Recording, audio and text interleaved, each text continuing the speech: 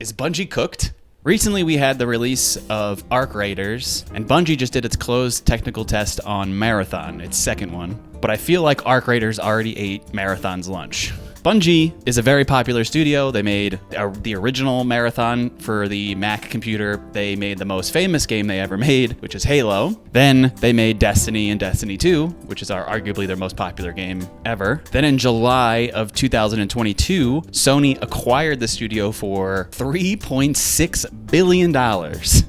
Which is a lot. And they acquired the studio to help them with their live service agenda. Sony has been trying to make a successful live service game for a very long time, so they hired Bungie to help consult with their teams. And what did that lead to?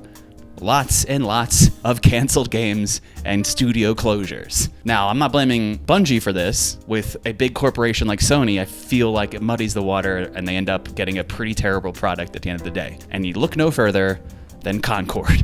Concord came out and got immediately canceled, and they pulled everything so fast. I feel like Concord's going to be studied in the future.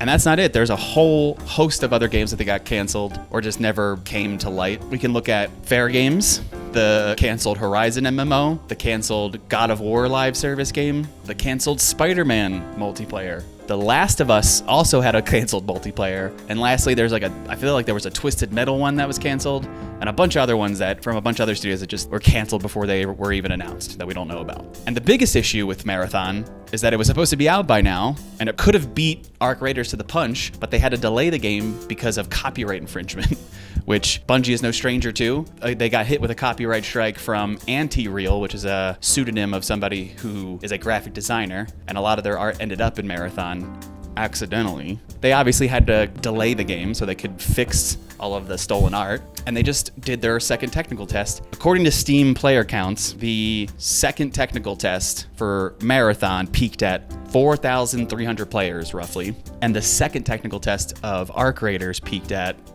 almost 190,000 people. That feels like a nail in the coffin for Marathon, even though it's got a very different art style.